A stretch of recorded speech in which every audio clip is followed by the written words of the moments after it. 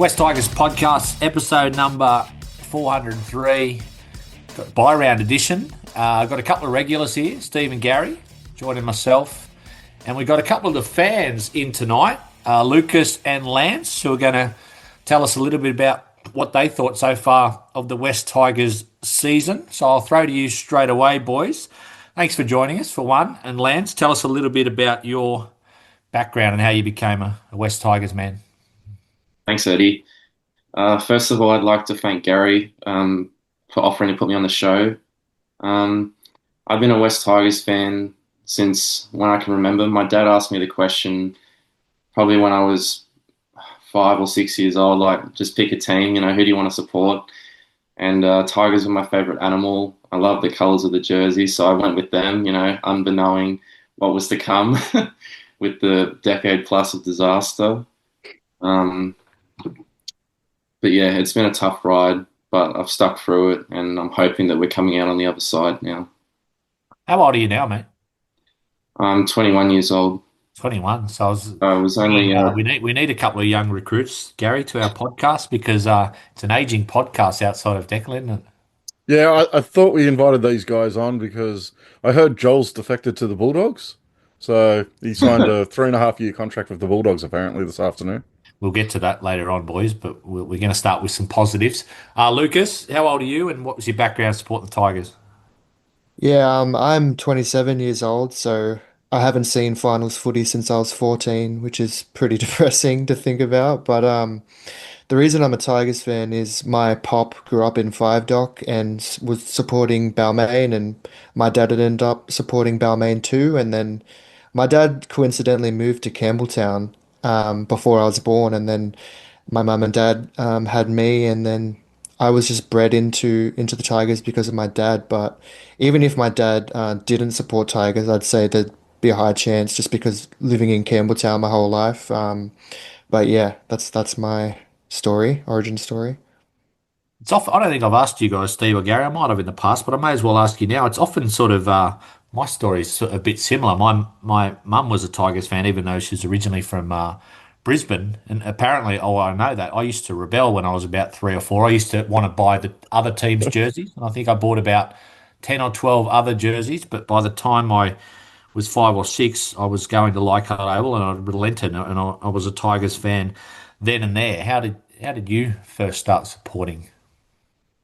For me, it was my love of footy did come through my family. My dad was a Rabbit supporter, and his sister, so my auntie, my cousin, and my grandmother, dad's mum, they were all South supporters, and they were season ticket holders. And I became a Tiger supporter on the bus coming home from school one day. It was like everyone was saying what team they support, and I really didn't know. And I just said Balmain Tigers, right? And that became a team. And then I started going, somehow my auntie used to always get me a seat in the stand at Redfern Oval when Souths were playing Balmain. And I used to watch Larry Corro and Wayne Wigham, Alan McMahon and Terry Fay and those blokes, Olsen Filipana. And I just fell in love with the game basically through that. Gary? Before I give mine, I did have to laugh, Eddie, when you said that you were a rebel as a young fella. Oh, Has that changed? not really, Gary. For me, I can remember when I was about 4. Dad played football for the local town that I grew up in, Aberdeen, and it was Aberdeen Tigers. And I would go watch him play in the afternoon, and then later that evening or the next day, you'd see the Tigers playing on TV. And at that age, it kind of just correlated to me to being the same team. And then when I started playing football, my junior football club was the Aberdeen Tigers. So it kind of came from there. Aberdeen's full of Balmain and our West Tigers supporters because of that connection. And that's how it came about for me. Well, tonight, boys, we will dig into the Lockie Galvin stuff later, and hopefully it's the last time we ever talk about him on the West Tigers podcast, because I'm sure Tigers fans never want to hear about him again after tonight, but we will dig into it. But first off, I've asked the boys a bit of tradition. We do the one word. It's not about a game this week. It's about how we describe the season so far. I've asked them for a personal highlight and low light so far. What's Richo and Benji's biggest challenge? Where do you think we'll end up in the back half of the season? Where will the side finish? And some player ratings out of 10. But let's start with the one word for the season so far. What do you come up with? Do you want the positive one word or the glass half empty one word? We'll go the positive first, and then you can go the negative one with me later. No worries. Um, so I've put down building. I think, as disappointing as the season is looking like it's going to turn out to be, it's a huge improvement from the last three wooden spoon seasons we've had. Especially being 5 wins. Is it 6 or 7? I think it's 5 wins and 6 losses Five from from 12 11, yeah, rounds. that's right. Um, so obviously, like the last few seasons, we've been like 0-7, or 1-8 or whatever. Um, but having 5 wins on the board this early on is a huge improvement. So just looking at it from a positive perspective, I think this we're just building for something better, hopefully. I'll come back for your other word. Lucas, yours? Yeah, I've put down roller coaster as my word. Coming into the season, I was optimistic because of the signings we had. I think we had a great off season in terms of signings. And we started a bit rocky with that loss against Newcastle, and we looked very clunky, and so kind of was feeling a bit down. And then we started putting a few wins together, and we actually started looking good. The players started getting the claw out and stuff. It was like really positive. So I'd say like my mood was going up and up, and then obviously the initial Galvin drama with his comments against Benji kind of just made me plummet all the way back down again. We lost to Eels that week. Then Galvin comes back into the side, and then we get that amazing win against Cronulla, and the Dragons win too. Now I'm starting to think like, oh, okay, maybe the players can like kind of put this behind them and just get through the season. And then, unfortunately, the last 2 weeks just very disappointing. So I've put roller coaster just because of the ups and downs I've been feeling this season. Very fair. Steve? Well, Lucas just stole one. I was going to have roller coaster, so hope you enjoy this, Lucas. This is your last time you'll be on, I can tell you. But my new word, just thought of in the last half a second. It's actually a positive one. It's resilience, because even though we seem to have been on a bit of a slide the last couple of weeks, if I have to look at our whole season so far, we're showing resilience in our football that we probably haven't shown for a very long time. And that's what's giving us hope, I think, at the moment, that resilience the team can show. And I'm hoping that after this weekend, we have a real bounce back and that resilience continues. Gary? So Lucas stole my word as well, Steve, but I'm a little bit more creative and can think on my feet a bit better than you, Steve. And I was able to come up with a new one word that kind of still fits the same theme. And for me, it's Jekyll and Hyde. I think we've had a season that's had some really good aspects, but there's been some that have been quite poor as well. And for me, and I actually will extend that pretty much across the NRL. I think for most clubs, it's been a fairly up and down season. You have a look at the Storm, absolutely trounced us a couple of weeks ago, and then they turn around and they lose the next week. So for me, not just for the West Tigers, but it's been a Jekyll and Hyde season. So Jekyll and Hyde, as opposed to roller coaster, that's you thinking on your feet, is it? Yeah, well, Awesome. It's like the good, the bad, and the ugly, Steve. Like the really creative segment that Gary Is came. that is the furthest thing from thinking on your feet. Anyway, sorry, Eddie, keep going. My one word, it's probably a slightly negative one, but it's look, no.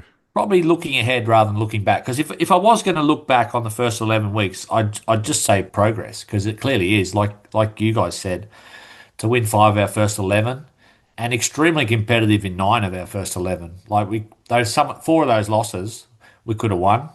Uh, Equally, some of those wins we could have lost, Gary. Yeah, I was waiting for your word to be wooden spoon, mate. My word was tenuous, and I had to actually sort of look up what tenuous means. But it means you've got a very weak grip on something, and I'm sort of foreboding a little bit here. I'm looking into the future and thinking I'm worried where the second half of the season is going to go. Lance, what was the other word you'd come up with? Yeah, well, mine relates directly to that. Plateauing or just plateau. It just seems like, we've gone up and up and up, and now with all the injuries and this Galvin saga, we've stalled, and in a way, we're regressing. And I'm fearful that we'll end up in the bottom three. I'd like to think not, but we'll get to our predictions later on. Yeah. So, Eddie, you asked for one word for the season so far, and you gave us a word that related to the season to come.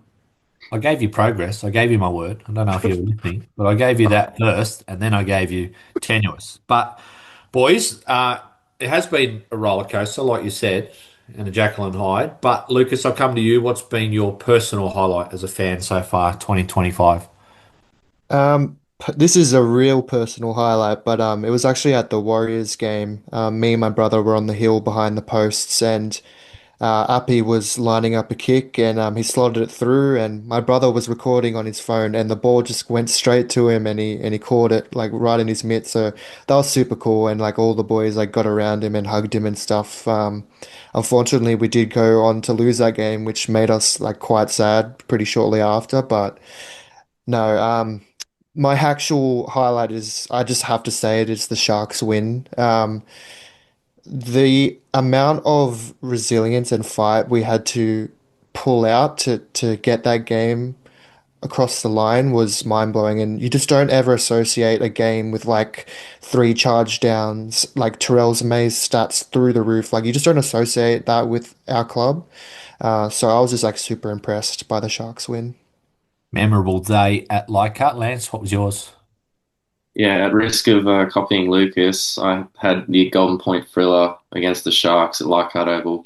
I was standing on the hill about the 40-meter line, so I had a good viewpoint. And yeah, the atmosphere was just electric, and you felt like edge of your seat stuff. It just went, it could have gone either way really. And I was so glad we got the win because obviously, well, actually, I didn't tell you guys this before, but I actually live down in Wollongong, so it's a bit of a track for me to get to Leichhardt Oval. But I'm so glad I came. Yeah, so I'm never going to forget that night. Not in a hurry for sure. Are you a Illawarra Hawks fan or not?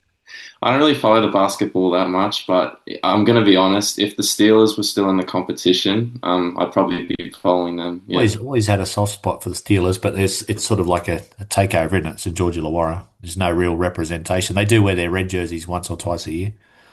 No, yeah, it's everything from the logo, the theme. They only play 4 or 5 times down here in Wollongong every season. It's there's no Illawarra Steelers about it, in my opinion, but that's for another topic. Yeah.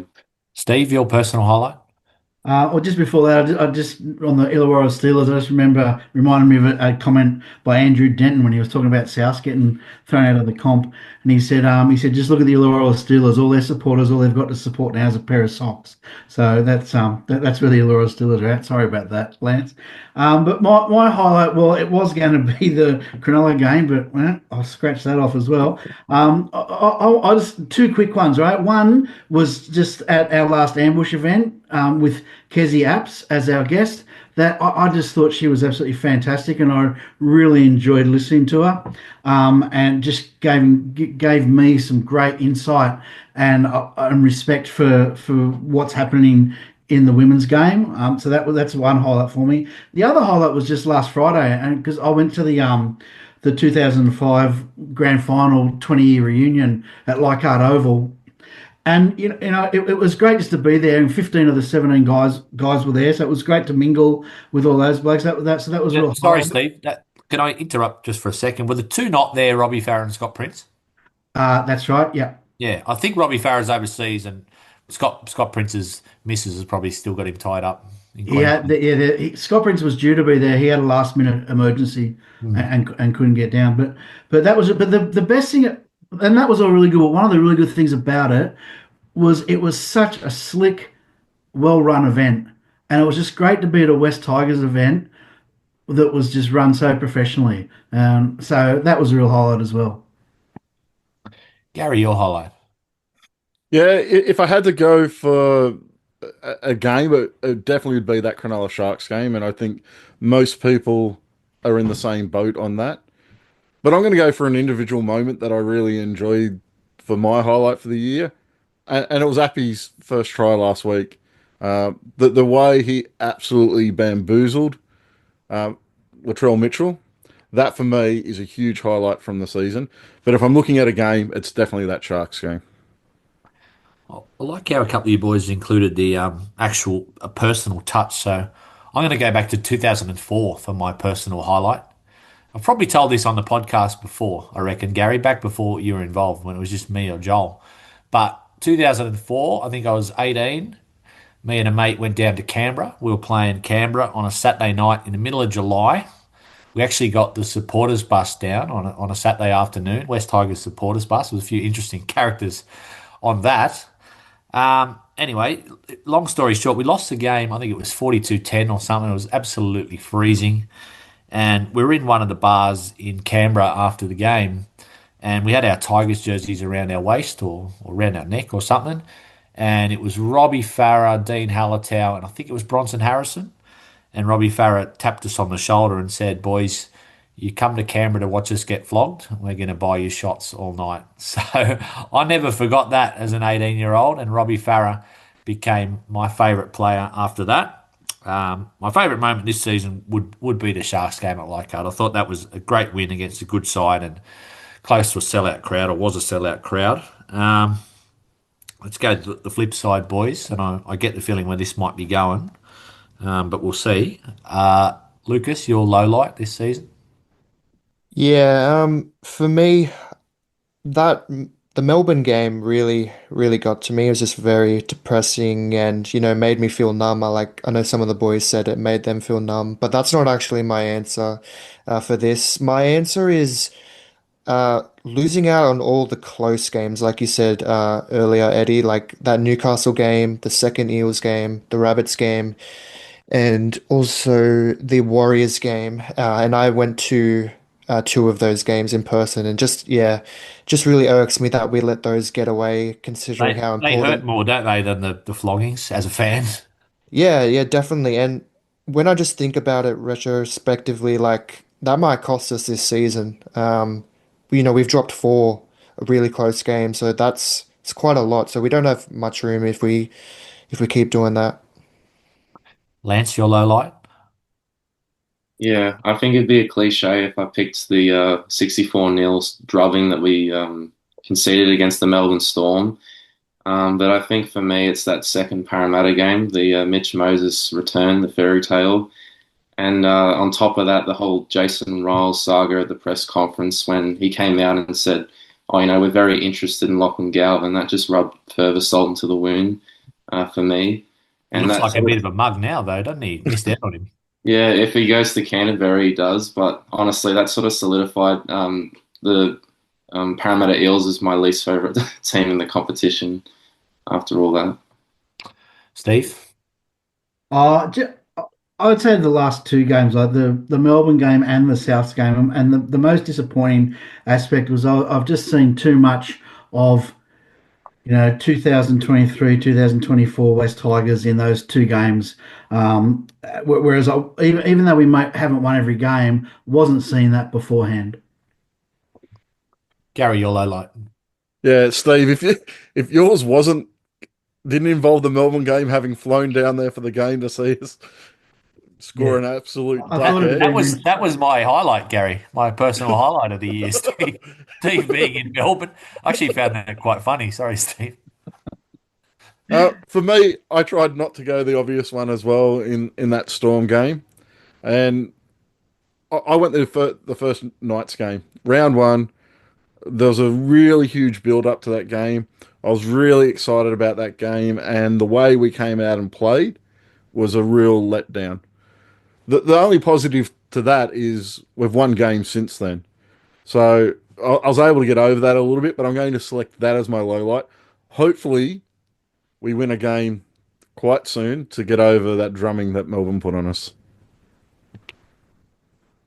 That Knights game from round one gave me deja vu from the 2023. Was it round one or round? Oh, it was round two when we played Leichhardt. Newcastle at Yep. Leichhardt, and we had Adam Dewey and Luke Brooks in the halves, and just had pretty much no direction, and everything that could have gone wrong for Newcastle did go wrong. Kalen Pond got knocked out in the first minute. I remember that. That's right. And they had a couple sin binnings, I think, and they may have lost their hooker as well at one point. Jaden Brayley was it? Hmm. But somehow we managed to find a way to still lose that game.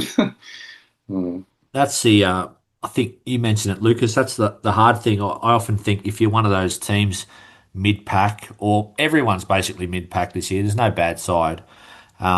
If you finish on the wrong end of the ledger in the close games, especially against the teams that are in and around jostling for the same sort of position you are, that can sort of come back to bite you. So my personal low light is just, and you guys sort of avoided it. I don't know if you avoided it because it's on our agenda later, but it's just the whole Galvin saga. It's been a debacle, and it just tends to happen to our club. And I think it's, hopefully it's not telltale sign for the rest of the season. But let's get a ballpark prediction. You don't have to tell me exactly where you think we're going to finish or how many wins, boys, you think we're going to get, but just a general feeling for the second half of the season and how you think it might go or what you'd like to see. I'll start with you, Lucas. Yeah, since the news this evening, my kind of view on what can happen and what might happen is kind of up in the air. Clearly, we're not going to be seeing Galvin around anymore, so I think the only hope for us to make it to the eight is if Latu just catches fire, just does his job well. I'm not sure if they'll, look at Luai playing seven still and Latu playing six, or they might switch them around and just have Latu as first receiver, just kind of shuffling the ball along. But yeah, look, if unless Latu, is miraculous and he's okay with his injuries. Unfortunately, I'm going to say around that 12th to ninth position. I think we might get squeezed out in the end. 12th to nice sound like I'd sign up for that right now, Lucas. But that's me, Lance. Yeah, I'd love for us to finish. Like, even though we wouldn't make the eight, I think that would be a tremendous achievement considering obviously we've come last the last 3 years in a row. You guys are going to laugh at this, but for the last probably 3 years now, my dad and I have put down money for the Tigers to make the eight. um, and obviously every year it's been disappointing, but obviously, oh, yep, Gary, you go. Oh, I'm not laughing at that, mate, because Eddie and I have a bet where I have us finishing in the eight. So I've done the exact same thing. Hmm. It's just every time we've added new recruits, it's just given us that little bit more of hope that we can make the eight. And I think we, like, from our 1 to 17, we have a strong enough squad to make the eight. But it's just been the injuries that have, exposed us to the lack of depth, as you guys have talked about on countless occasions on previous podcasts. But to answer your question, Eddie, I want to be optimistic and say we'll finish 12th. But there's another part of me that thinks, we'll be lucky not to finish bottom three, like 15th. So we'll see. I reckon probably 12th to 15th, just the way we're going, the directionless attack, and our exposed defense. But we'll see. Steve, you always one of your pet hates is giving up on a season halfway through. I don't expect the boys to do that. I suppose it's two different answers, where you think they're going to finish and where you hope they're going to finish. But what do you come up with? Um, well, based on what we've seen this year, I reckon we'll finish pretty much where we are right now. I don't think we'll finish much lower than 12th. Though I don't think we're going to get much higher. And my reason is just we've just seen that when we put our best 17 on the paddock, we're competitive, but we're not going to be able to field our best 17 all season. That's for sure. And we are extremely weak when we lose a couple of key players. So I think that's going to go against us towards the end of the year. I will just say that my glimmer of hope is that what's just happened today, and they put this Galvin saga behind that will actually lift the team. And if the rumours that the team were really off Galvin are true, there may be something that happens with the players are actually glad he's gone, and that lifts them, and they come out next week against the Cowboys and put in a Herculean effort and they rebound. That could happen. That's what I'm hoping. but the realist in me says we'll pretty much finish where we are now. Gary, can you go a step further? Are we still in contention for the 8, or is it going to be tough grind the second half of the season? Well, I think it's going to be a tough grind in the second half of the season. I'm not going to sit here and say that we can't make the 8. For me, as I said earlier, this comp has been really up and down. Newcastle have had games where they've played some good football and won games. They beat a depleted Penrith over the weekend. Even Melbourne, who I think is the best side in the competition, have had games up and down all season. The Broncos have had games where they're up and down all season. So I think what I'm seeing as a trend across the competition at the moment is sides will go on a 2 or 3 week kind of run of winning games and playing really good football, and then they come crashing back down, and that's happening across the competition. So I expect us to have a period where we string some wins together again during this season.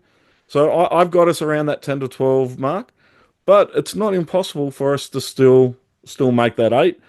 We're 5 and 6 now, and we've had a bye, so we're sitting there on 12 points, and it's been a long time since we've even seen 12 points in a season. So the positive side of me says, hey, anything's possible. At some point, our luck has to turn, and those things that don't go our way start going our way. Um, every time it looks like that's about to happen, we kind of drop back.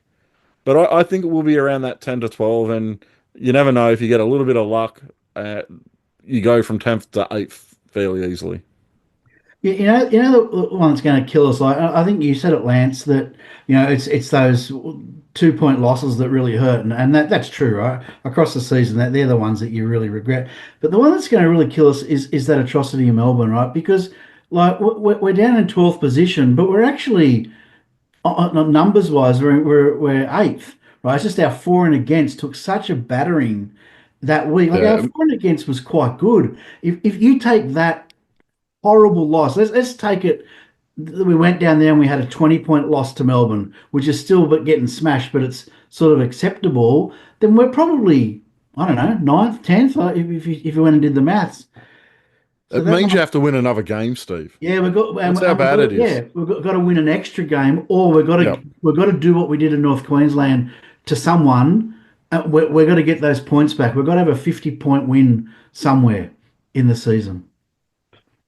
I'll just say this for the moment, like the competition, I can't remember the last time it was this close. It's great for the game, and it means for now we're only really one win outside the 8. But if you look at the bottom of the ladder, surprisingly, Penrith is still down there on 9 points. If they were on 10, then we're really only one loss, or we're only 2 points below, last place, or 3 points above last place. So we could very easily fall even further. But if we go on a good run, then we could bounce back and be back in the 8. Yes, Gary. I know someone else who kind of looks at the ladder in that way, and Well, they focus more on bottom. how far in front of last place we are. Sadly, boys, What? sadly, like you could say, I say it sadly, but it's going to take 8 or 9 wins to not get the spoon this year. Okay, because it's like you've said, there's no horrible side. Newcastle look terrible, and don't get me started on the draw. Like, how did Newcastle get Penrith during Origin? Like, who works that out? To me, that just shouldn't happen. Penrith should have a bye during Origin. They got half their team out. They're playing Gary's mate Dane Laurie, the worst player in the competition at fullback, and that was just over after 10 minutes. Like, that's a free 2 points. And we have 2 buys. Yeah, and we have no Origin players. So how does that work? Like, it's just completely random. And I said on the last podcast I was on, I think the bottom 4 will be us, Parramatta, Newcastle, and the Gold Coast. I'm worried about Parramatta because I see them really improving every week with the way they're coached and the way they're playing their footy. Dragons is another team I'm not convinced about, but yeah, I'm worried that we'll finish around that 8-9 win mark and be in a real dogfight in the bottom 4 or 5. I'm hoping one of Gold Coast or Newcastle sort of drifts off, but that's my fear. Before What we about, go, oh, sorry. okay, What about Penrith, Eddie? Do you think they'll overtake us, just or of course Penrith will overtake us. Like It's not going to get the wooden spoon. Like if they roll out the side they rolled out this week, they will. But sadly, we play them in 2 weeks and they're going to have five Origin players back. Like it's just totally different. You may have called that Wentworthville yesterday, Newcastle with Wentworthville, or whoever. What's another suburb out at Penrith? Gary, I don't. You live out at Penrith. I don't It know. used to be the Windsor Wolves that they Windsor used to Wolves. That have. was that was them playing in Bathurst yesterday against Newcastle. So disappointing that they get a cheap win yesterday. To me, are a rival for us. Boys, before we do the sort of big picture stuff, which was biggest issues facing Benji and Richo and a bit on the home grounds, I'll just come to boys randomly, just a rating out of 10 for some of our players this year. Lucas, I'll go Terrell May. Oh, honestly, I think it's if you're like aiming for perfection, I think it's really hard to give a 10 to anyone, but he's probably the closest player in the league to get a 10. Honestly, he's a freak of a human. I rate him so highly, so I'm gonna say 10. I agree with that. I'll give him a 10. Do you watch his vlogs? Yeah, I do all the time. Yeah, they're really funny. They've got that how you say like Pacific Islander humor that you don't really understand unless you kind of like grew up with it. And like I had a lot of Samoans and Tongans in my high school, and they used to like joke around all the time. So I do kind of understand some of the stuff they're saying, but yeah, I find it hilarious. Yeah, my favorite ones are the ones where he eats the kebabs for 20 minutes, just, recording himself eating. But he's a great character, Terrell May, and I think it's quite disgraceful the campaign against him for Origin. But Lance, I'll ask you, rating out of 10 for Jerome Luai. Yeah, I couldn't agree with you more, Eddie and Lucas. I think that's a very fair assessment of Terrell May. I had him as a 10 because obviously, like he's been going around like as the Terminator is what he's known as now, because he's been consistently outstanding with his output and his statistics are off the charts. I don't know if you guys play like the fantasy football, but captaining him every week is like a pretty sure way of climbing the ladder board. But since nobody's perfect, I'll give him a 9.5 out of 10. 9.5, it's a good rating. Steve, Jerome Luai. Well, I'd give him off field, I'd give him 10. On field, I'd give him 6. So I suppose if you're going to round that, say it's about an 8. He's had a huge impact on our club. He's a great leader. And as I've said many times this year, we're a much better club with him inside the walls. But he hasn't done it on the field yet. He hasn't done his job on the field as he needs to do as our absolute marquee player. He needs to be better than he's been. I'm not saying he hasn't been good. He's had some good moments. He's had a couple of games where he's been pretty good, but he hasn't been a marquee leader on the field yet. And he needs to be that, and he admits that. He said his form's not there, and he knows he needs to be better. I do have a question for you in regards to that, Steve. How many games do you think we win this season if he's not playing in them? Less. Look, like, when you throw questions like that up, I go back to this black and white shades of grey thing, right? Like, I don't think I can answer that. Like, Luai has Luai been the difference? No, but has our new recruits been a difference? Yes. So if we don't have Luai, if we don't have May, if we don't have Taruva, if we don't have Hunt, is Appy able to play the way he's playing? No. Right. So you put them all together, and that's led to the change in our team. Luai's been a part of that. But is he the single difference? No way. If he wasn't there, are we as good? No. Does it mean we don't win a game? No, we'd still be winning. Because I think there are others having possibly more impact on the field than he's having. But he's having it at training. He's having it in the club. He's having it with the younger players. I'm not saying he's not having impact. I'm just saying that on the field, he's not where he needs to be. Yeah, I'd agree with that, and I think on the ball, more so, definitely. I think his impact has shown on the field, off the ball, like defensively and communication wise, and rallying the boys of defense. And Tito Taruva's another one of those boys that I think really makes a difference with his talk. But yeah, I agree with the ball. There's a lot to be wanted from him, and he's admitted that he came out and said the power to play Origin again is in his hands, and he knows he can play better. So yeah, hopefully we get to see that soon.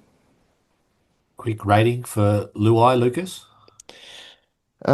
Luai, I'd say about a seven, honestly. I think defensively, he's doing everything he can, communication wise, and that edge defense. They've had a real good partnership, him and Dewey. Yeah, just off the ball, I think is where he's losing some. On the ball, sorry, is where he's losing some points for me. Lucas? Oh, did you hear Sorry, me? Lance. Lance. There's a lot of L's on the show tonight. Yeah, yeah, yeah, yeah. Yeah, sorry about that, Eddie. Confusing. Just two, Eddie. Just two.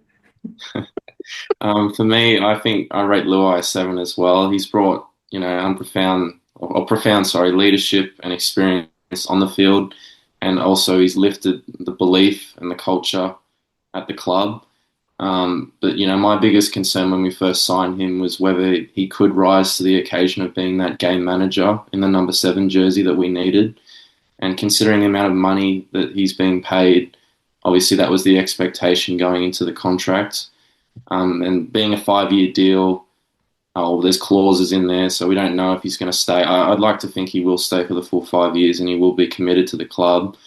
Um, but yeah, as you guys have discussed previously, due to the lack of direction he gives us in attack on the park, which is probably the biggest concern about him. But otherwise, I think he's been exceptional everywhere else. Yeah, I'd probably land about 7.5 for Luai. Gary, Appy Coruscant. Uh, I'm going to say about that seven as well for him. Uh, I think I think he's had some games earlier in the season where I was a little bit concerned about how he was playing. He blew that away last week. Last week's probably the best performance I've seen from him at our club, and there's been some massive performances. And it's really funny. We spent so long talking about how we don't want him playing 80 minutes, how he needs that 20-minute break, and we've discussed it so much on this podcast. And then last week they play him 80 minutes and he has his best game of the season by far.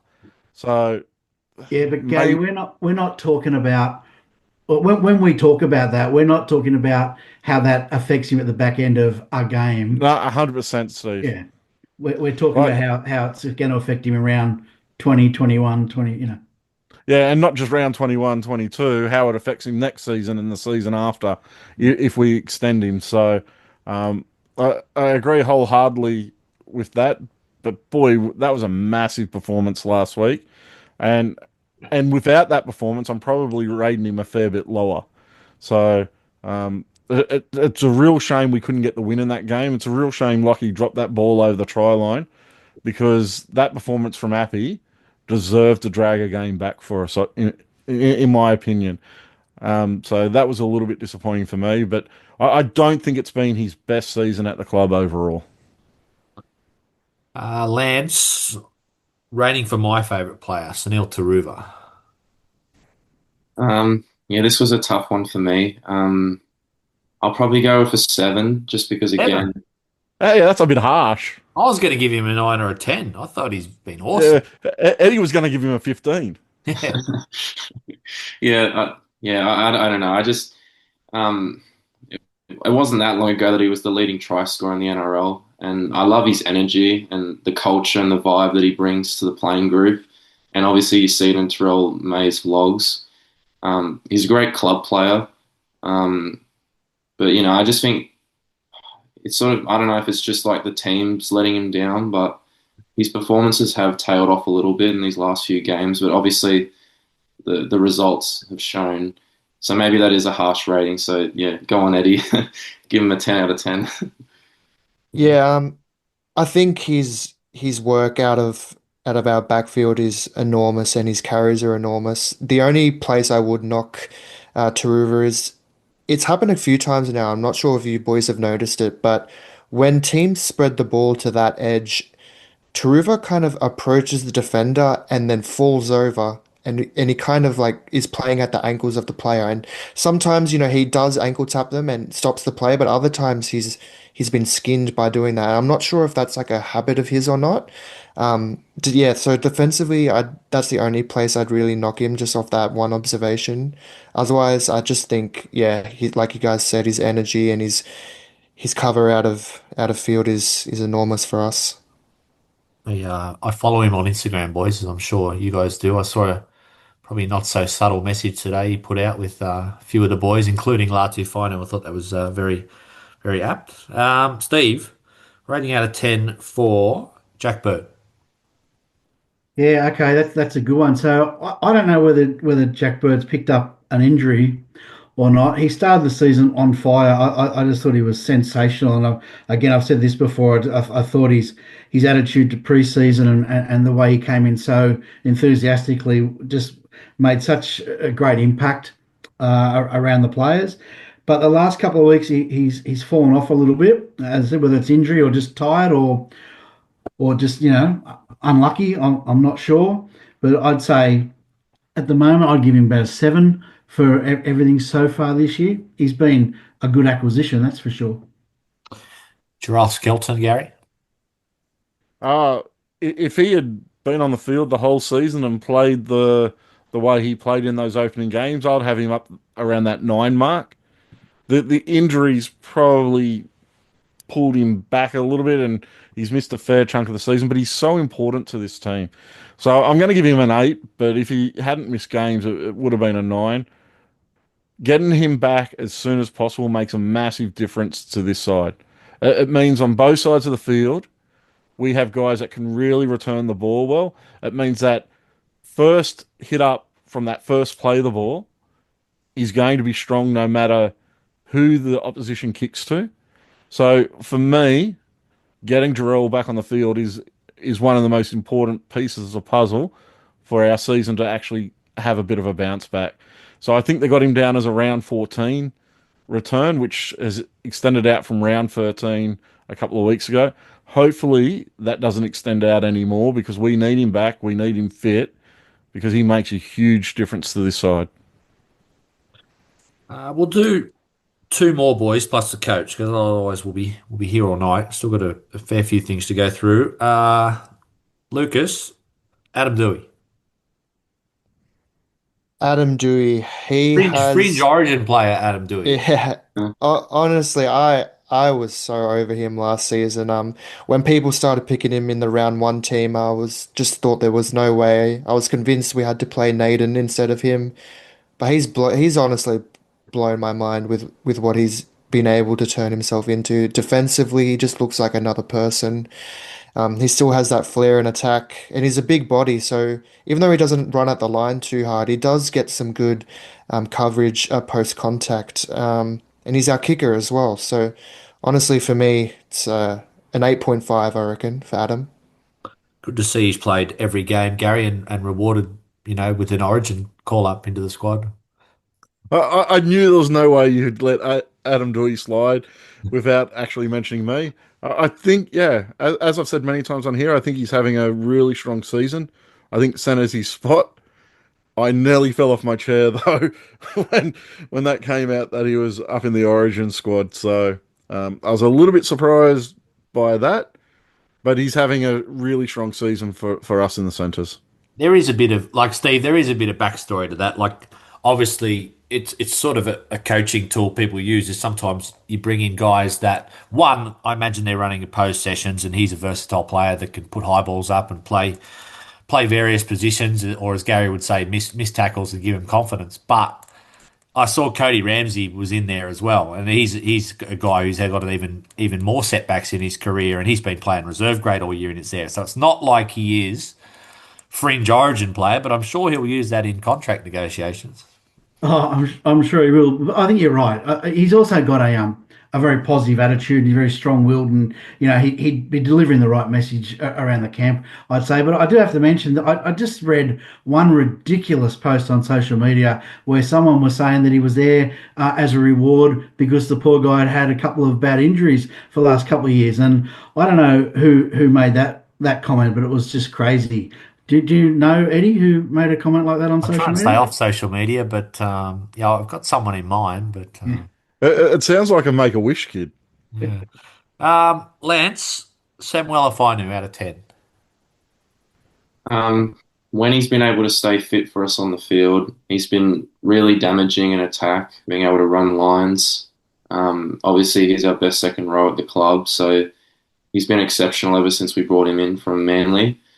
Um, but having said that, because of the injuries, it sort of puts a bit of a damper on his season. So I'll probably give him a seven, just be conservative. Okay, and I'll round off with you, Steve. Your rating for the coach, Benji Marshall, so far halfway through 2025. Yeah, I'm pretty impressed with Benji.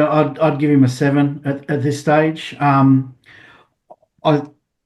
I think he's definitely developed from last year. He's seemingly much more assertive. He seems much more in control of himself, but also the team.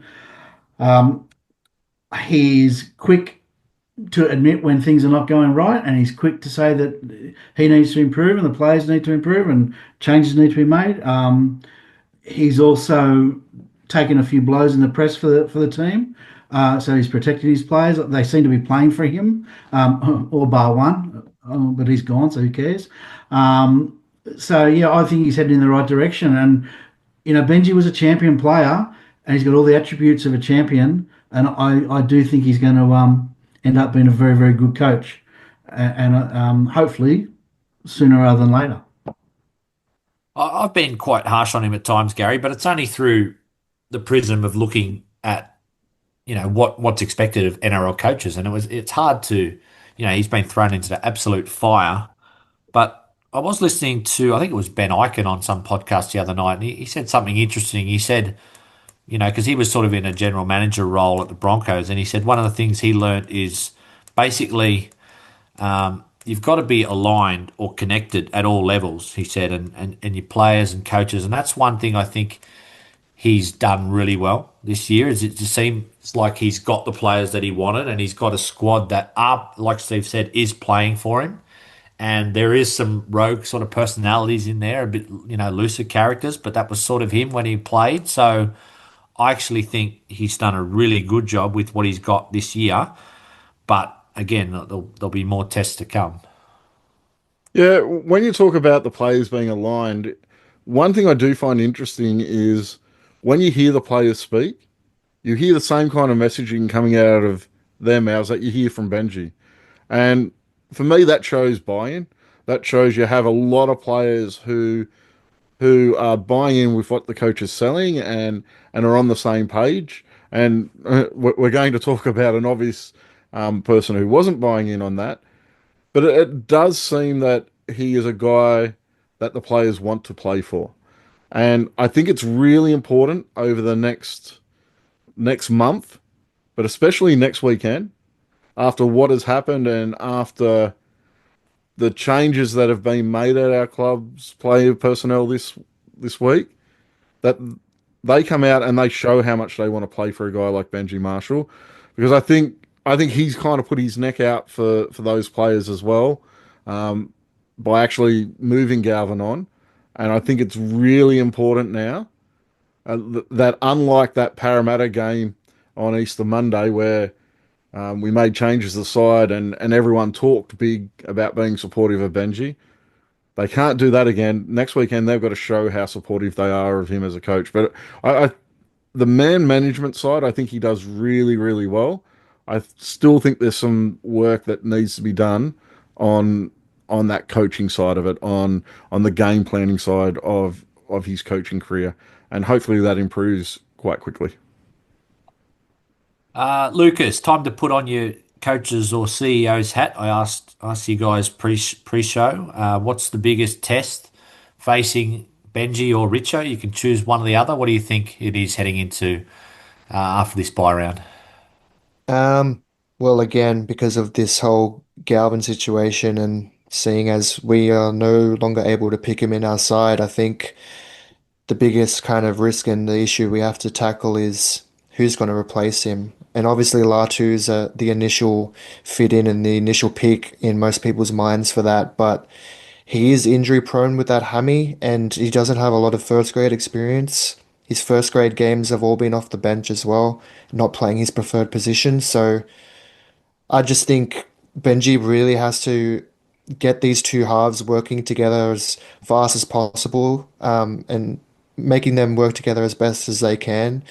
If they want to keep this season alive, I think it's that important that, unless Latu does some exceptional things and, plays at least as good as Galvin had been playing on his best days this season, I think we're going to struggle. So that's my pick for that one.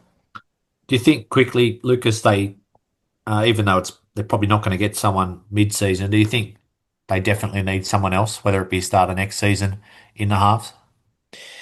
Yeah, I think it'd be smart to do that. My worry is also around the Jerome Luai wanting to be Batman thing. I know there was like kind of a couple posts people were saying that, or Reynolds himself said that he was approached by the West Tigers, and clearly if he were to come here, he'd be playing seven. So we need to get someone that's going to fit with Luai.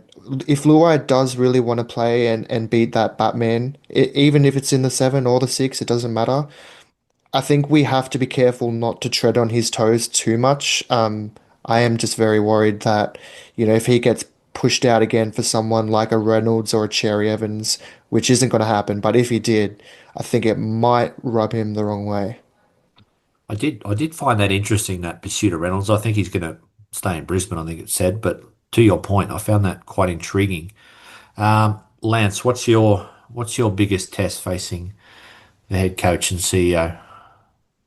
I'll leave my thoughts on Galvin until later. I think there's probably three major issues at the moment that the West Tigers face, which is number one is squad depth. That's been discussed um, several times on this podcast. I'd say the refereeing, like it just seems like it's rapping his rules. There's no consistency, and unfortunately, because we've been a team at the bottom of the ladder for however many years now, we don't seem to get the rub of the green more often than not. So that poses a real challenge during the game, of course, especially in that first half against South Sydney. That was just blatant how one-sided it was, in my opinion, anyway. And then I think the last thing is the media. That the story about or surrounding Galvin is obviously from in hindsight. Well, we don't know yet if it has completely derailed our season, but it's definitely put the handbrake on it. So yeah, the media plays a powerful role in dictating how a club performs, and unfortunately, we seem to be the butt of most postings that they make in the NRL. Certainly have been over the past half decade. Steve, If I'm Richo, it's recruitment, recruitment, recruitment, right? He's come out and said that he's got a couple of signs ready to go. So I suppose it's putting the finishing touches on those, and then continuing on that journey. We need depth in our squad, but we need a couple of more than a couple of experienced first graders. We've now got $1 million we're going to spend on a bloke that we're not spending. So we need a couple more top line players, state of origin level players. I don't know how easy that's going to be though.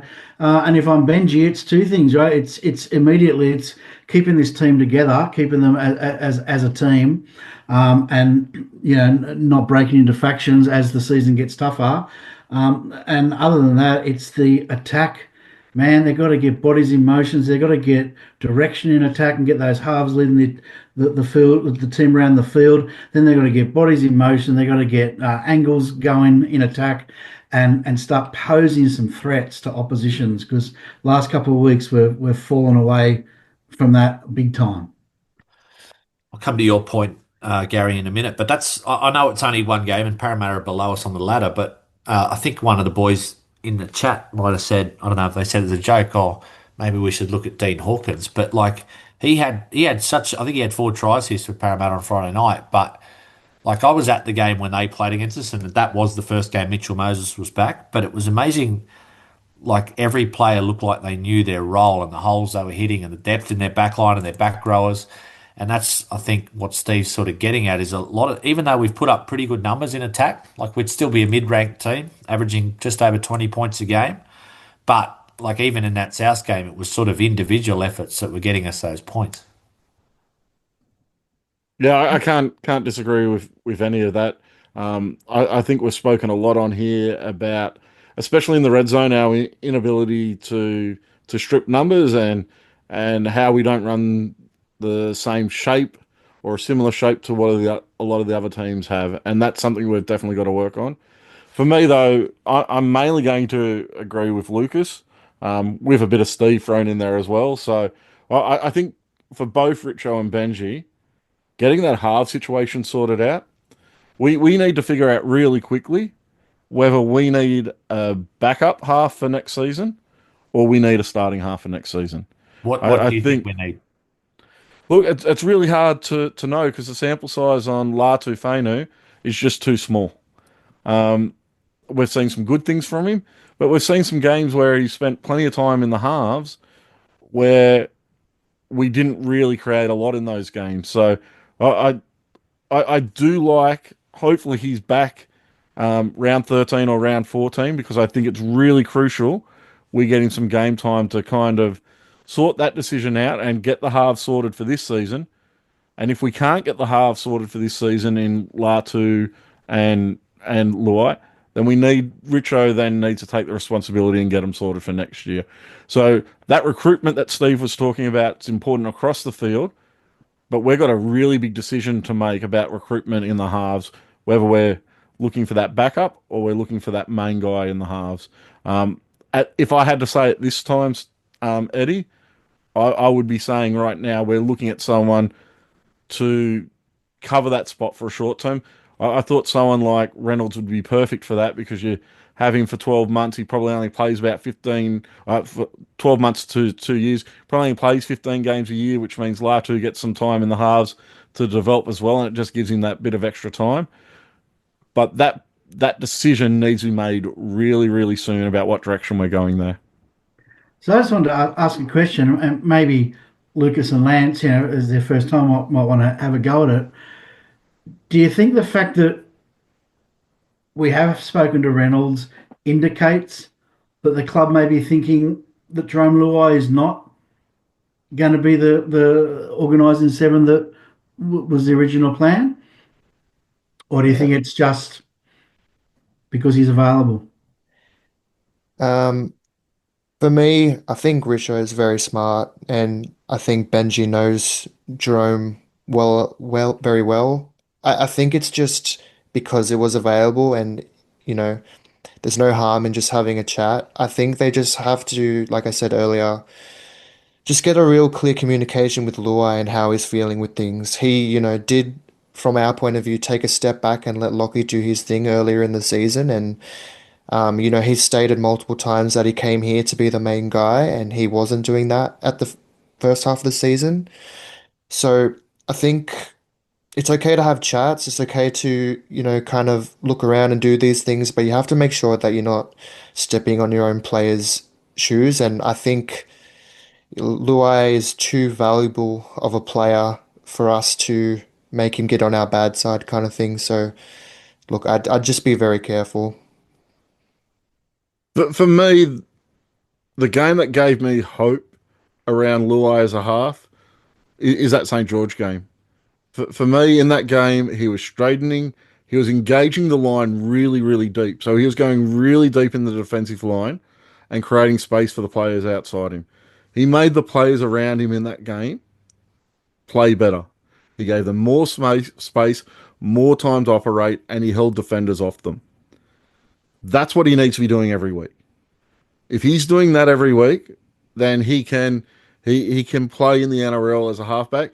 His kicking game needs some work, but I also think those high bombs that we're doing, that's game plan as well. So I do think he can make it as a half, but he's got to consistently, and by consistently I mean every single week, play that direct football he played against St. George.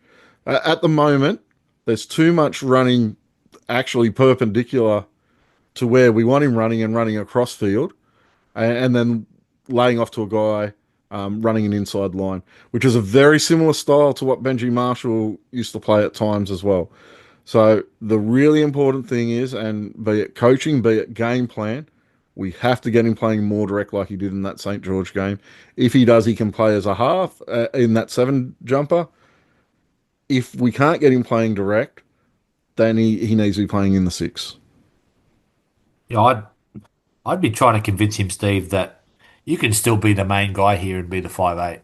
Mm. Like, I would, I don't think he's got the tactical discipline to do it every week to play halfback. I've been sort of watching, and like Gary said, there's been moments, but he did that at Penrith. There were moments where he sort of, but I'm not necessarily saying you have to go out and recruit a halfback, but I'd be looking for someone that plays a little bit more direct and filtering that in with Luai. Mm. It could be a case of he's still getting used to the structures at our club. I know he's had 11 weeks to adapt, but it takes time, and it wouldn't help when you're constantly like chopping and changing your halves partner. If Galvin does leave, which hasn't been confirmed yet, I'm waiting to hear news from the club before, I get all emotional about it. But He's leaving. You He, can get him. he's He's gone. gone, He Lance. won't play again for us. you reckon has that? Well, I know it's all but confirmed, but it's not like the club said like we've let him go. If I was the club, I wouldn't even put out anything. No, Phil Gould pretty much said it today. He came out today and said that there's still a few things to work out with the West Tigers, but basically he expects that to be done in the next 48 The hours. tooth fairy has spoken, Gary. Phil Gould. I mean, honestly, what planet did he think we woke up on? Like, seriously, mate. Just, things changed in the last Yeah, week. he Suddenly he approached became us. available. He's been eyeing him off for 2 years in broad daylight, and good on him because he can do that. He's the big dog of the game, and he uses his position of power to influence. And I just think it's pathetic that we've allowed him to go to the Bulldogs mid-season. Gary? Yeah, the only reason I didn't think he would end up at the Bulldogs is I don't see what the clear plan is for him there. And I know I think it's really unfair on Burton to move him from 5'8". I think he's having a really good season. I like and and I don't think Galvin's a halfback. So But their plan let's. must be to move Burton, and I Who Is cares this what don't their is plan know. it, is? is this Who a is this cares? a Bulldogs Yeah, pod? Gary, I don't care what the Bulldogs' plan is, but let's talk about Galvin because it's the last time we're ever going to talk about him. Why have we suddenly said mid-season, see you later? Well, in my opinion, it's obviously because the disruption to the playing group um, is more trouble than what it's worth. So I think the bullying claims probably have a lot to do with it as well. They want those to go away, but there must be a fair bit of disruption on the playing group. I don't think he's getting on with the majority of the squad, and the team, Richo and Benji, have made the decision that it's best to move on. But to only get a small amount of salary cap compensation, like, is it all just to drop the legal charges, to get that off our back? Or because I'm just concerned now if we have well and truly let go of Galvin, who are we going to play in the halves? Are we going to move Dewey back to number seven? Like, we haven't really got anyone else. Jaden Sullivan is still on loan. If Latu doesn't come back for another week or two, like, what do we do? We play Dewey at Dewey will seven. be playing in the halves next week. The only other option Yeah. really is Brent Naden, who played a bit of reserve grade in the halves last year. Yeah. So like all of a sudden we become really short in the halves, and if Latu, God forbid, if he does become injury prone, which it's looking likely, that's going to be a very significant problem moving forward.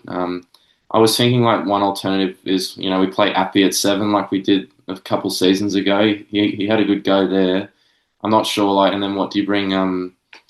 What's the other hooker? Talon De Silva back into number nine and try that out for a little while until Latu comes back into the squad. But again, you talk about recruitment. I was thinking if Galvin is going to the Dogs, do we go after Toby Sexton if he loses his position at number seven, or there's a young kid named Mitchell Woods who's a promising up and comer in the halves. I think he's only 19 years old and he's got huge raps on him. So I'm not sure if that's worth pursuing, but yeah, Steve, this is my problem. Like, I, I thought, and maybe this is a moving beast. This thing. I'm not saying Galvin's going to change it. He's going to the Bulldogs. We know that, but what, a measly transfer fee, no player in return. Like it's just a bad look. Richo came out with a big tough talking a month ago. Oh, his contract ended 2026, blah blah blah blah. And now it looks like we've just rolled over. We just rolled over and thought, oh, the manager threw out the threat of legal action, so we better let him go. I'm just sick to my stomach about this because he's allowed to walk into a team sitting on the top of the ladder.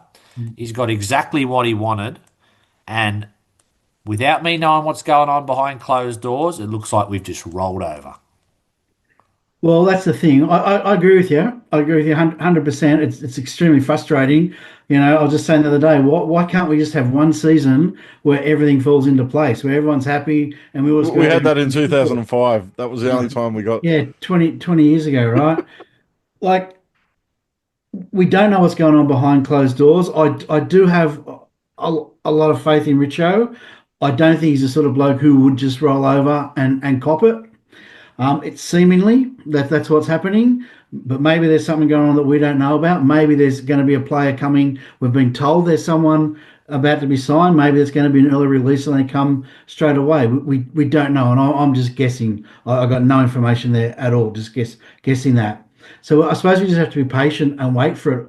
All I can say is, do we while we're waiting for Faino, or if he gets injured again, Dewey can do the job. Naden can do the job, as Gary said. Naden played. I didn't take much notice of this, but Naden played quite well there in I don't reserve want to see grade. Naden in the half, Steve. Yeah, I know. I'm just throwing out possibilities, right? But I just think that the club have obviously decided that Dewey, Fainu, Naden is a better prospect than having a cancer in the club because we haven't played good football really since the whole thing broke. We've won a couple of games, but we haven't played good football. We've been on the slide since, and they've obviously determined, no matter what it looks like, they need to get him out the door, and that's what they've done.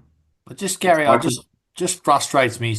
Sorry, Leo, I'll come to you in a sec, but just frustrates me. Like I'd rather see him rot in reserve grade for the rest of the year and then do it at the end of the year. Like if he's that much of a cancer and that much of a pain in the ass for everyone, just say, mate, go and play for the Magpies for the rest of the year. Yeah, but it's not like the old days, Eddie, that when you went and played reserve grade, you went and trained at a different location. These guys all train together. They do opposed sessions all the time against each other. So just shipping him off to reserve grade doesn't fix the problem if the problem is still at training. If the problem's still there every day. And I think it's quite obvious He's won that, them. Him and the manager have won. yeah, that there's not a lot you can do about that unless you want to keep him. And if you decide that keeping him does more harm than it does good, then you don't have an option but to let them win in that situation. And look, I'm not internal in the club, so I don't know. Look, there's a couple of things. I don't know how genuine concerns they had around bullying. We don't know what's been going on at training between the players. Maybe the rest of the squad's off him that much they're not talking to him. We don't really know what's happening on the training paddock. We only get that window of 80 minutes every week to see how they're functioning out on the field. And if things are that bad at training, which if the club has decided to move him on after Richo coming out and being as strong as he was, things can't be good with the relationship and the team harmony with him there. So that to me, that they've decided that the harmony is much better and much more important than what he's providing on the field. Lance, I mean, I wish him nothing but the absolute worst at the Bulldogs. Like, I honestly, this is worse than Tedesco, worse than Moses, worse. And I know I talked Worse than him. Moses? Yeah, worse than Moses. Because Moses, I just think like the amount we did for this kid was greater than Mitchell Yeah. Moses. Mitchell Moses sort of earned his way through, and this kid's asking for releases before he played a game, and then controlled the team last year, and then like I wish him nothing but the worst, but I just fear the history repeating and him going to a stable organisation, a good side, and us having to watch this for the next decade. Yeah, it's extremely disappointing, considering last year the highs, like, well, from, what highs we did have, Galvin was at the center of all of it. And to just let him go, to advantage another club, we still haven't played Canterbury yet. So if he ends up playing for them, I'm not sure which round it is that we face them. Later, it's about round 21 or something. Yeah, but I saw the NRL 360 interview with bloody Braith Astor hyping it up, talking about how the Bulldogs going to fit Galvin into the squad, and it's very disappointing. And what upsets me more is the fact that the NRL didn't step in. Like, I don't get why contracts are basically meaningless these days. But anyway, yeah, Gary, go on. Lance, you go, mate. Lucas, go. Sorry. Yeah, just on that point you just made then, Lance, about the NRL kind of not stepping in. I've thought about this a lot, like probably an They love this. yeah, an unhealthy amount. But the fact is that Galvin wanted out of the club. He used the Benji plot to get out of the club early. In my mind, in my eyes, no manager is doing their job well if you're just going to pull your client out from your current club if you don't have a backup plan. I don't care how good the kid is, how well he is perceived. If if Galvin's camp isn't allowed to talk to rival clubs at all, remotely about anything like this, then how can they have the confidence that those clubs are then going to turn around and pick him up and just throw him into the squad immediately? Just it just really points to behind closed doors meetings with the Bulldogs for me, and you partner that with the public courting that old mate Gus has been given Galvin, and yeah, it just looks really suspicious. For me, this is definitely a situation where it just shows once again that the NRL contract system is broken and that they need to fix it. This comes about because players are able to sign with clubs 12 months in advance. If you take that away, we're not discussing a contract with Galvin. He may have asked for release after release during this year, but the fact that he can sign with a club in November this year really hampers a side down the bottom of the table on trying to keep players. And that system needs to be fixed. We shouldn't have to be discussing with players 18 months before their last game with the club about extending their contracts. That's not how the system should be working.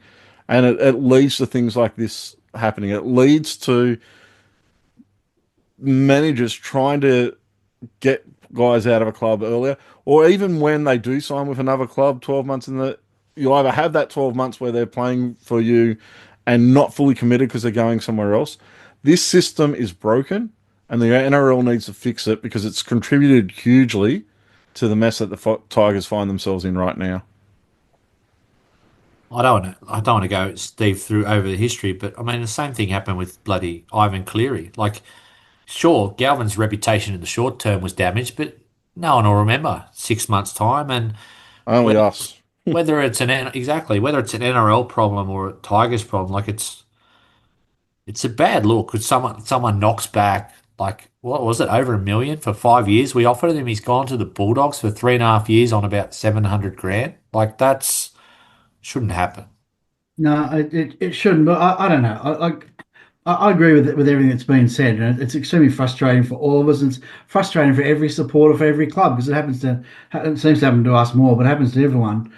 But it's not an easy fix because what do you do? Like you say, all right, well, you got to see out your contract. There's no, we can't. We're going to stop this, or we're going to stop the 12 month in advance. Blokes just start tanking. Blokes just stop trying. Maybe sit them in reserve grade, make them sit out like Gordon Tallis did all those years ago, mate.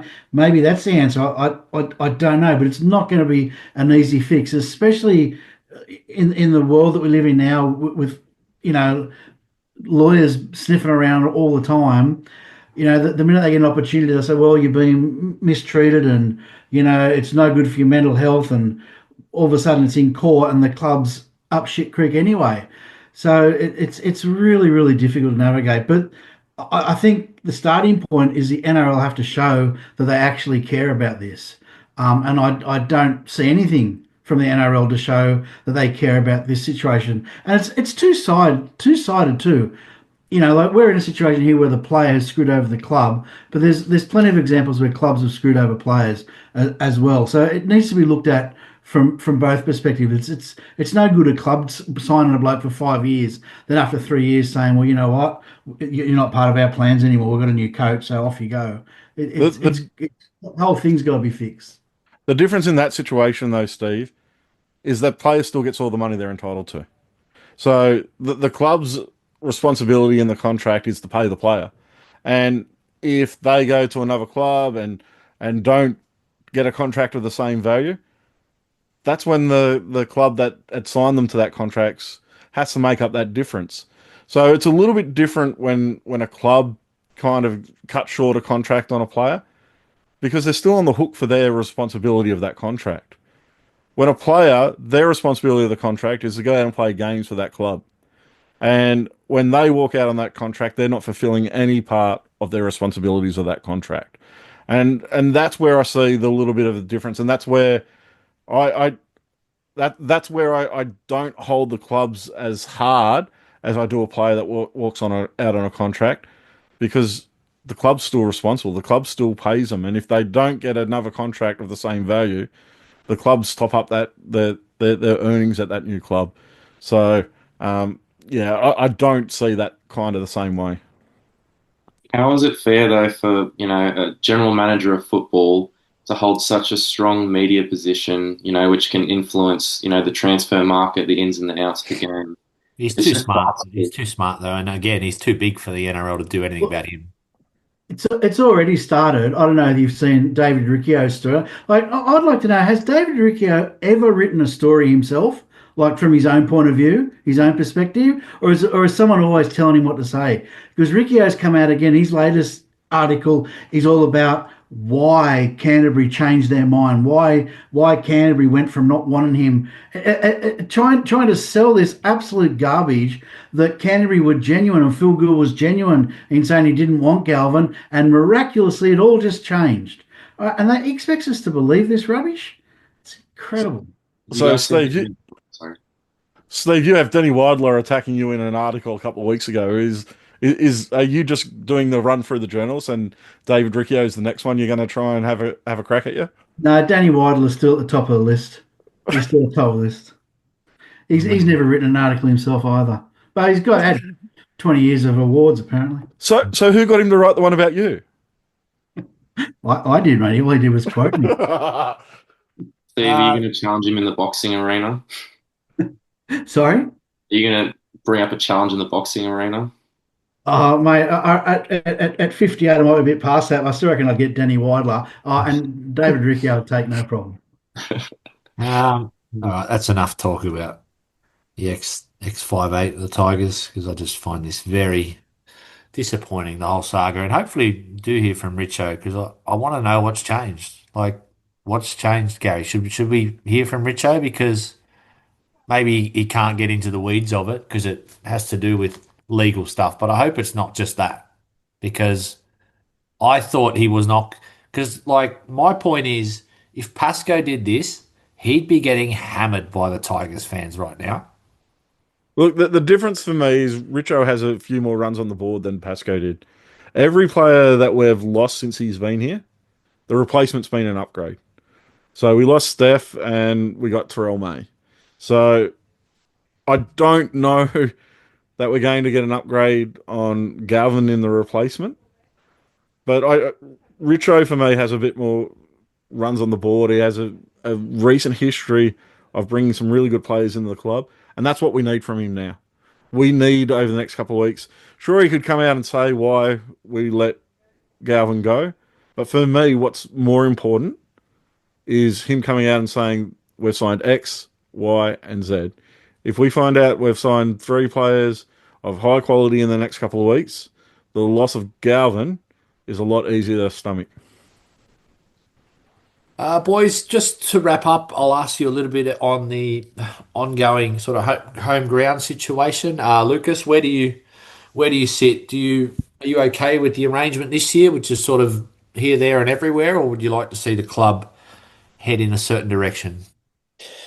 Um, I might be a bit biased in saying this because I do live in Campbelltown and those games are very easy for me to get to. And I know also you're kind of juggling that with the fact that you also need corporate seats, and Richo isn't happy with the corporate levels at Campbelltown and Leichhardt.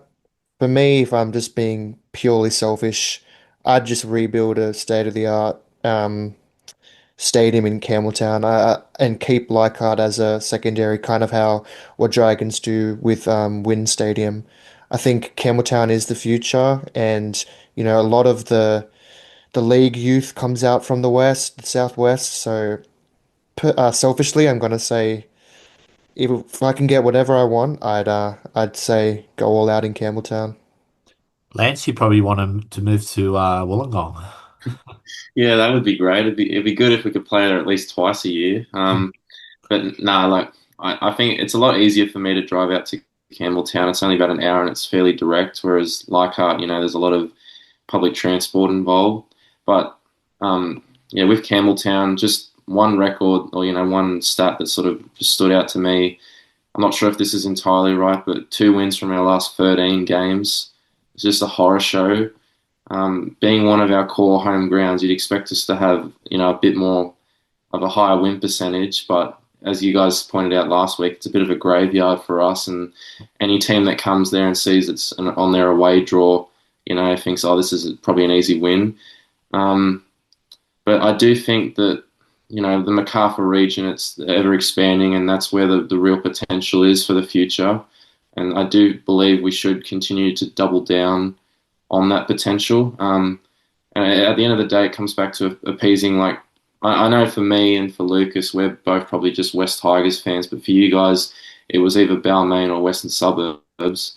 And it's about appeasing those fan bases as well. So you Shouldn't can't. be though, should it? Shouldn't be. No, it shouldn't, but you can't abandon one or the other, I think. But like with Leichhardt, it just seems like every time the Tigers come to play, they always grow an extra leg. I don't know what it is, but they always turn up and the atmosphere is always electric. It's a night and day difference. I've gone to every Campbelltown game this year and the crowd's just dead silent. Like apart from a few times during that Souths game, it was really a shame. And as I think it was Gary that pointed out, like there's just a lot of scar tissue in that area. Whereas at Leichhardt Oval, everyone's always upbeat and always But it's like we almost don't give them a reason there to get involved in the game. Like that, I was out there that game against Souths, and like, how could you get excited the first 40 minutes? We were terrible. No, that's right. And it's a bit hard when you're the only one in the crowd that wants to bloody cheer them on. But if you Yeah. can't get a group of you behind you, then it's a bit embarrassing. But I digress. And then lastly, like with CommBank, I understand what Richo's trying to do, and I do think it's important to find that balance and get a bit more money and funding behind the club so that we can compete with these bigger clubs that have got more cash behind them. But the one thing the one gripe I do have with playing at CommBank is obviously if we play Parramatta there, which we did twice, there's no advantage. I know we won our first game there, but that's because they were missing Mitchell Moses and they had a horror start to the season as well. But that game we played a few weeks ago when Moses came back, it didn't feel like I wasn't there, but from what I heard, it didn't feel like a West Tigers home game at all. And it's pretty disappointing, to give away the home advantage on that occasion. But yeah. All right, boys. Well, it's been a marathon edition of the podcast, but you both did really well. So thank you so much, Lucas and Lance, for coming on, and you're welcome on any time. Gary and Steve I assume, will be back midweek edition. We didn't do one this week. This is why this pod's been a little bit longer, but might have to get Joel or Declan or who else is part of the podcast? Nick. We might have to get Nick. him. Is Nick still a part of the podcast? I don't know. Maybe he one was- of these guys will replace him. Yeah, so maybe we'll get those three to do some heavy lifting on Wednesday or Thursday, Steve, because I think we've done our due tonight. Absolutely. It's I think Nick should host. Nick should host. All right, boys, thanks for tonight. Hopefully we can get a win over the Cowboys next weekend. Cheers, lads. Thanks, Eddie. Thanks, boys. boys.